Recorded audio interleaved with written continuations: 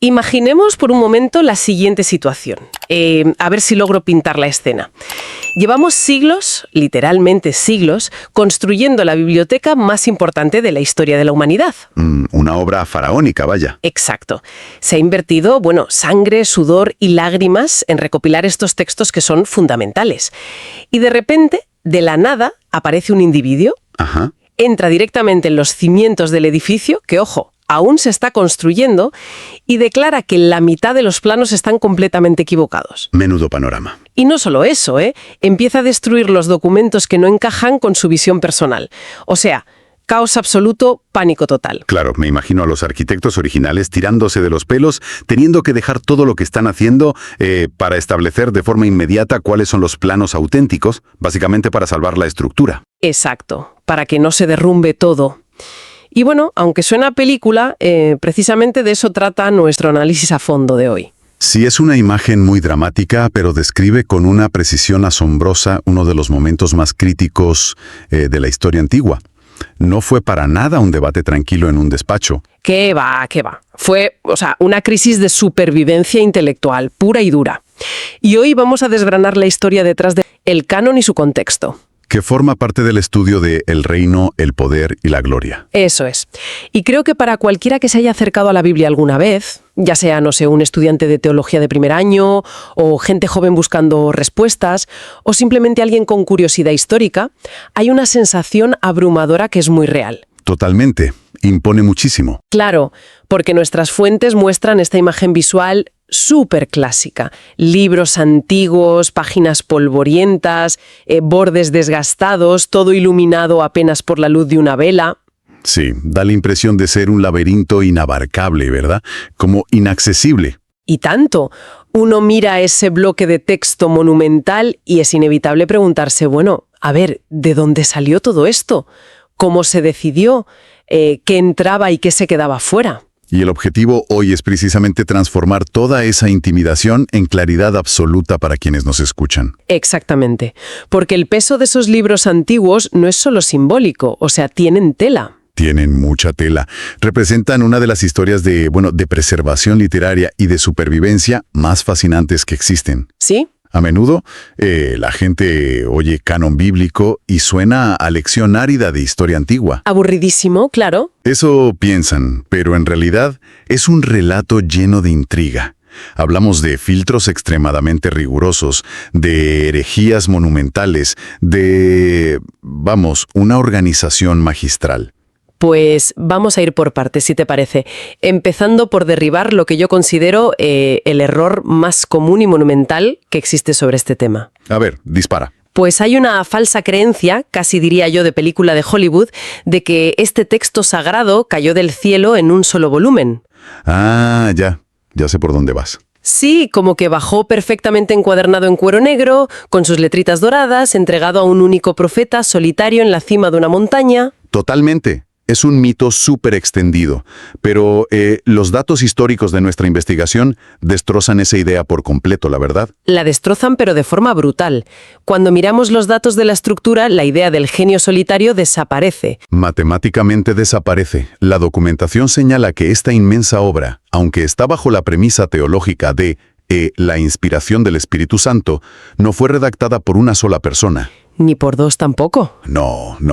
Estamos hablando de más de 40 autores diferentes. 40. Es una barbaridad. 40 perspectivas vitales distintas, y separados no solo por vastas distancias geográficas en el mundo antiguo, sino por siglos enteros de historia. Y fíjate, aquí es donde la cosa se vuelve verdaderamente alucinante para mí.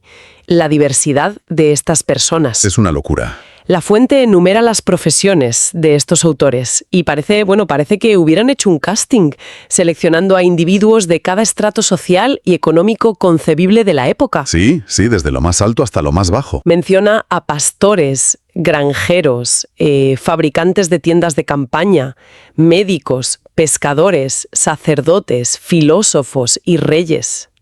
O sea, un espectro total. Y si nos detenemos a pensar en las implicaciones de esa lista, resulta asombroso. Piensa en la diferencia radical de cosmovisión que tenían. Claro, el vocabulario, la experiencia diaria, no tiene nada que ver. Exacto. Por un lado tienes a un rey que vive en la opulencia de un palacio, rodeado de consejeros con acceso a toda la erudición de su época, escribiendo quizá en sus ratos de ocio reflexivo. Ajá. Y por otro lado tienes a un pescador que se gana la vida con las manos agrietadas por la sal en el mar de Galilea, o a un fabricante de tiendas nómada viajando por caminos súper peligrosos. Es que es eso, ¿cómo es posible que un pastor que cuida ovejas en medio del desierto y, no sé, un médico educado en las ciencias de su tiempo logren aportar a la misma colección literaria sin que el resultado sea un desastre? Un Frankenstein literario, claro. Exacto, un Frankenstein. Sin embargo, el documento subraya que a pesar de esta disparidad extrema, todos aportaron piezas que encajaban perfectamente en el mismo rompecabezas teológico. Esa es precisamente la maravilla de la formación del canon. El hilo conductor, según la comprensión teológica, fue esa guía en la comunicación de lo que debía formar parte de la revelación. Se mantuvo la coherencia temática central a pesar de los siglos. Eso es, a pesar de los siglos y de las diferencias culturales abismales. Es como si estuviéramos ante la antología colaborativa más masiva y compleja jamás intentada. Totalmente. O sea, no estamos hablando de un grupito de autores contemporáneos que se reúnen a tomar un café y planifican una saga de libros, ¿sabes? Claro, no había un grupo de WhatsApp para coordinarse. Para nada. Y ese esfuerzo monumental no terminó con la escritura.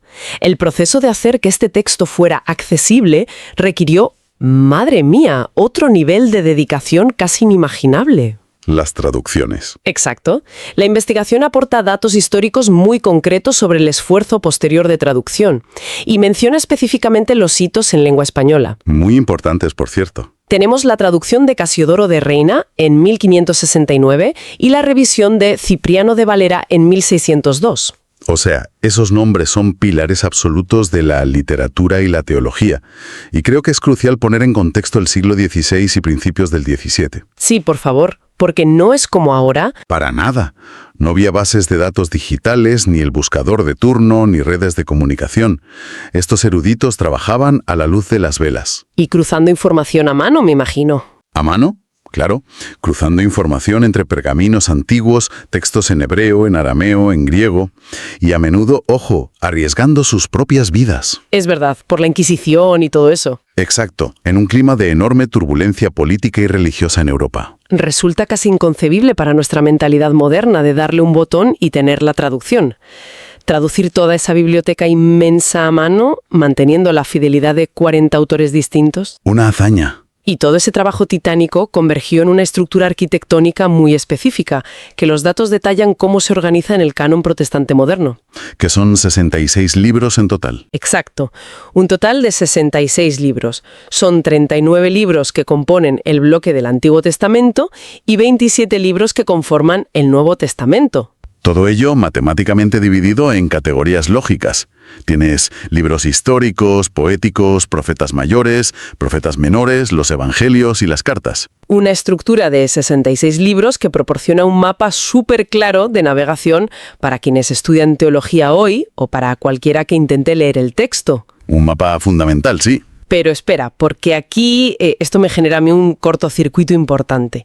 Y es una duda muy frecuente de la gente. A ver, cuéntame. Si el proceso de recopilación fue tan riguroso y todo se estructuró de manera tan perfecta en estos 66 libros, ¿por qué hay diferencias tan notables con otras Biblias? Ah, claro, el tema de los diferentes cánones. Sí, porque si alguien entra hoy a una biblioteca o va a casa de su abuela y abre una Biblia católica, pues va a encontrar un índice diferente. Sí, sí es verdad. Entonces, si las reglas del juego eran las mismas, ¿cómo es que tenemos resultados distintos? Pues mira, es una objeción excelente y es de hecho una de las preguntas fundamentales para comprender la historia eclesiástica. Y el documento de estudio lo aborda de frente. Menos mal. Sí, nos presenta una comparativa directa, mediante tablas, de los cánones católico y protestante.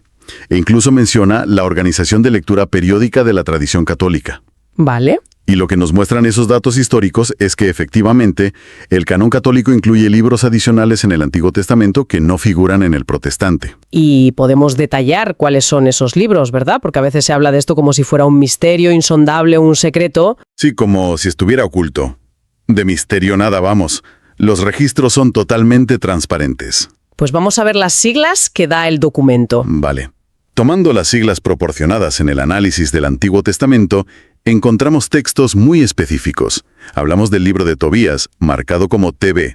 Ajá. Judith, con la sigla JT.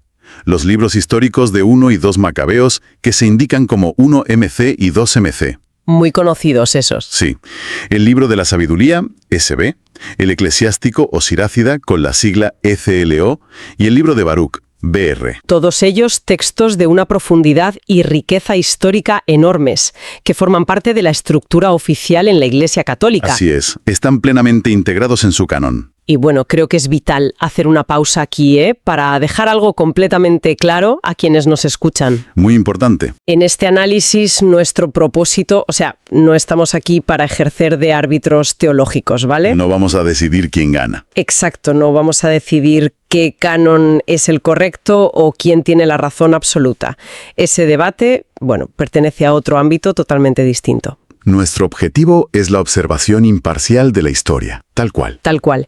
Y para, no sé, jóvenes adultos o estudiantes de teología que se enfrentan a estos textos hoy, es imperativo comprender que estas variaciones simplemente existen, que están súper documentadas y que responden a decisiones históricas complejísimas tomadas hace milenios. Y así es como debe abordarse un estudio riguroso.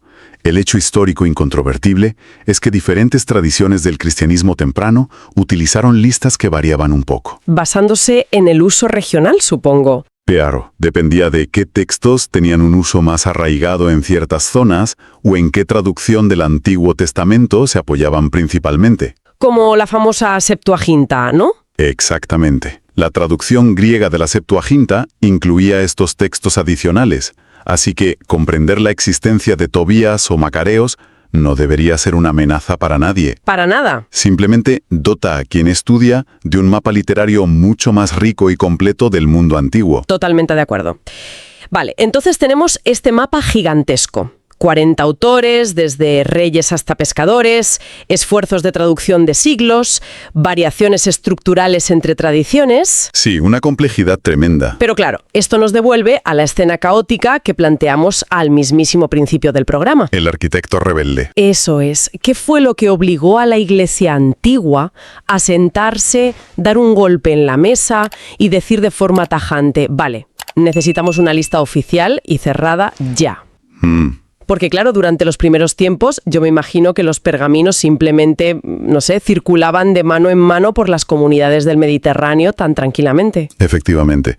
Había mucha más fluidez al principio. Entonces, ¿cuál fue el detonante real? O sea, la chispa que forzó la creación de un canon tan estricto. Pues mira, el detonante es posiblemente el punto de inflexión más dramático de toda la Iglesia primitiva. A ver. Tendemos a imaginar que la lista oficial de libros se formó en un ambiente de serenidad, ya sabes, contemplación monástica, todos muy tranquilos. Con musiquita de fondo y tal. Exacto. Pero la realidad es que la Iglesia fue obligada a definir su canon por pura defensa propia, sí, frente a un conflicto colosal. Y el responsable directo de esto tiene un nombre que resuena con muchísima fuerza en las fuentes, y es Marción. Marción. Volvemos al arquitecto rebelde del que hablábamos, el que entra con la maza a destruir los cimientos. Ese mismo. ¿Quién era exactamente este hombre? ¿Y por qué su aparición causó semejante nivel de pánico masivo? Pues fíjate, la documentación que manejamos le da una importancia, diría que crucial, a esta figura. De hecho, le dedica una sección completa y súper extensa que se titula Marción, su doctrina y su canon. ¡Wow! Y fíjate en el nivel de detalle, porque el material de investigación requiere 7 apartados completos que van de la A a la G solo para desglosar la doctrina marcionista. 7 apartados. O sea, eso no se hace con un simple, un detractor ocasional que pasaba por ahí. No. Eso se hace con una amenaza existencial que te está desestabilizando toda la estructura por completo. O sea que no era solo un tío con una opinión impopular, tenía un sistema montado. Tenía un sistema teológico alternativo súper radical y, lo más peligroso, altamente persuasivo. Ah, que convencía a la gente. Claro. Marción proponía una doctrina que básicamente cortaba de raíz la conexión con el pasado. Para él, Atención a esto, el Dios del Antiguo Testamento y el Dios del Nuevo Testamento eran entidades totalmente distintas. ¿En serio? ¡Qué locura! Sí, y como resultado de esto empezó a rechazar grandes partes de las escrituras que ya existían. Empezó a crear su propio canon paralelo, Literalmente recortando los textos. recortando todo lo que no encajaba con su filosofía personal y exigiendo que sus seguidores hicieran exactamente lo mismo. Que es como la metáfora que decíamos. Marción no es que cuestionara el edificio de la biblioteca, es que estaba metiendo dinamita directamente en los pilares. Tal cual. Al empezar a recortar textos y a borrar la historia fundacional, forzó a los líderes de la época a dejar de teorizar sobre la teología y pasar a la acción inmediata, supongo. No les quedó otra. Si no definían rápidamente qué era legítimo, el mensaje original se iba a fragmentar en cientos de sectas, cada una con su Biblia personalizada. ¡Qué peligro! Sí. Ante la amenaza de desintegración total del mensaje, no hubo tiempo para la indecisión. La investigación muestra cómo el tema del documento pasa inmediatamente de hablar de la amenaza a un apartado llamado la respuesta de la Iglesia, el canon. Pasaron a la ofensiva. Claro. Y Marción, de una manera profundamente irónica, terminó haciéndole un favor incalculable a la historia de la Iglesia, fíjate. O sea, sin quererlo, aceleró el proceso. Drásticamente. Su disrupción obligó a la comunidad a trazar líneas rojas definitivas, a codificar todo. Básicamente, el marcionismo fue el catalizador que les obligó a construir un muro de contención doctrinal impenetrable, ¿no? Tenían que definir la autenticidad sí o sí para evitar alteraciones. Así es. Y un resultado directo de esa defensa a ultranza fue la solidificación de los pilares del Nuevo Testamento. Los evangelios, claro. Sí. Nuestras fuentes visuales muestran esos iconos clásicos y reverenciados de los 4 evangelios: San Mateo, San Marcos, San Lucas y San Juan. Esos 4 relatos, con sus diferentes matices biográficos y teológicos, se convirtieron en el ancla indiscutible. Frente a todos los recortes arbitrarios de Marción, la Iglesia estableció que la enseñanza oficial, el estándar de oro, residía en esos 4 pilares inamovibles. Ya.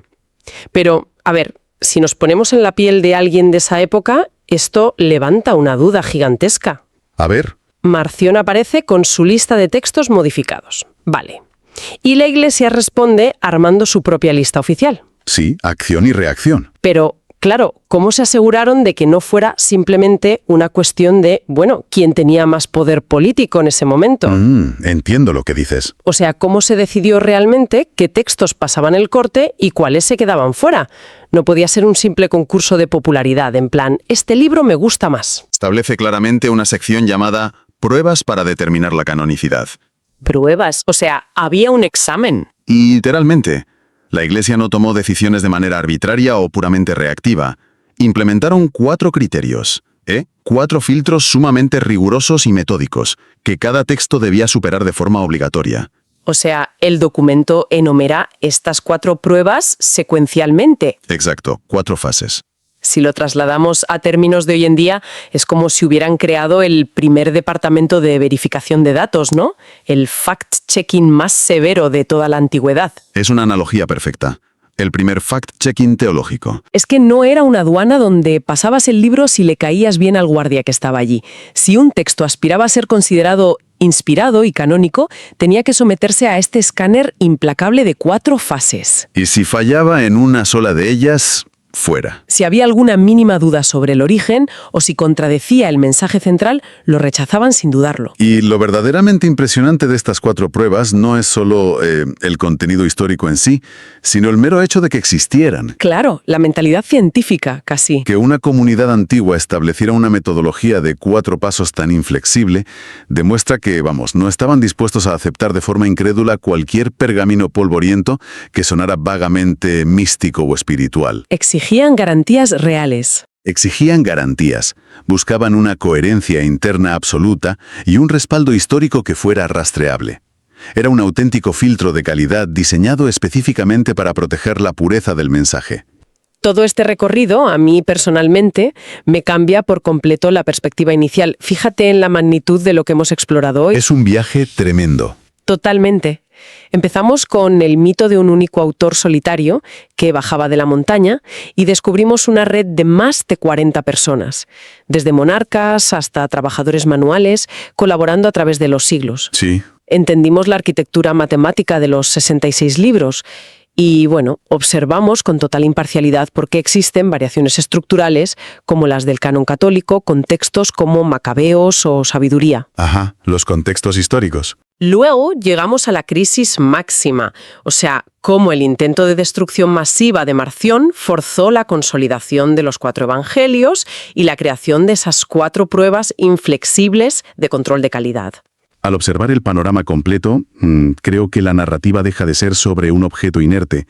Estamos hablando de un proceso orgánico, profundamente conflictivo, pero al mismo tiempo brillantemente estructurado. Sí, es la historia viva del pensamiento humano intentando preservar lo sagrado. Exacto.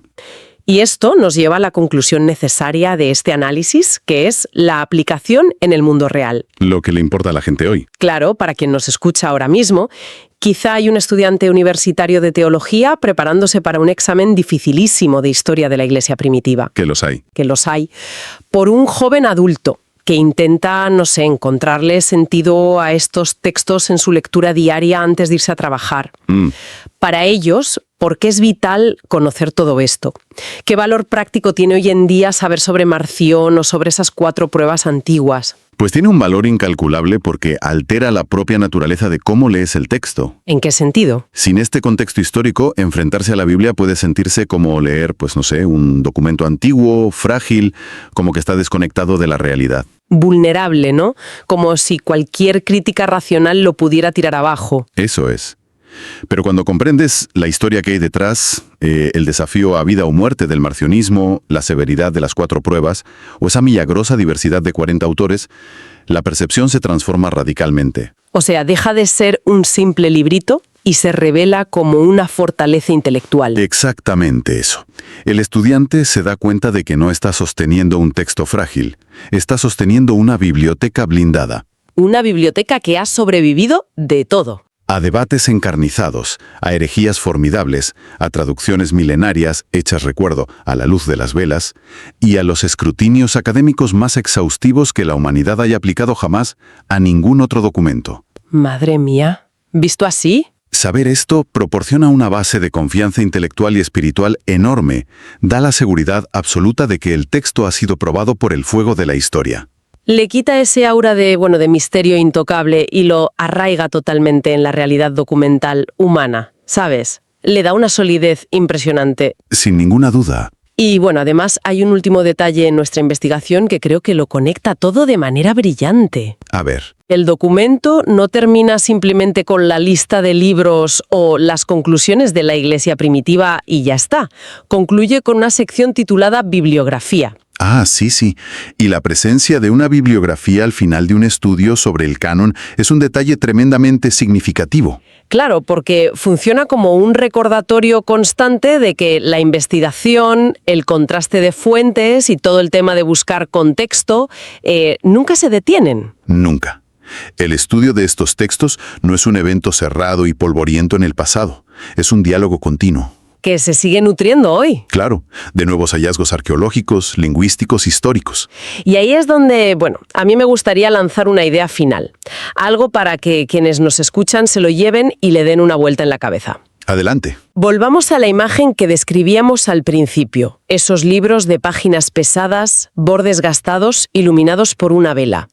Es cierto que el canon bíblico, como lista de textos oficiales, se cerró y se selló tras superar esas 4 pruebas rigurosas. Sí, las puertas de la biblioteca se cerraron para protegerla. Exacto, para protegerla de los marciones de turno en la historia.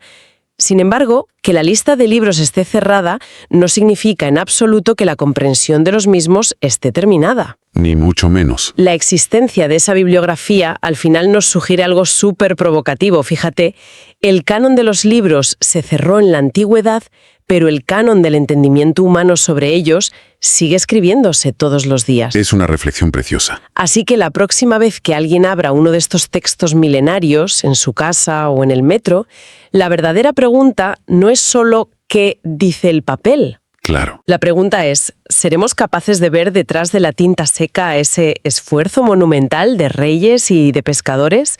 ¿Lograremos escuchar los ecos de las batallas intelectuales libradas para proteger cada una de esas palabras? El texto antiguo ya está escrito, desde luego. Pero la responsabilidad de entender su inmenso contexto, de codificar esa historia viva y aplicarla al presente, recae enteramente en quien lo lee hoy. Así que la frontera no está cerrada en absoluto, ¿no? Que va, apenas comienza a explorarse con cada nueva generación. Y con eso lo dejamos por hoy. Un placer. Nos escuchamos en la próxima inmersión.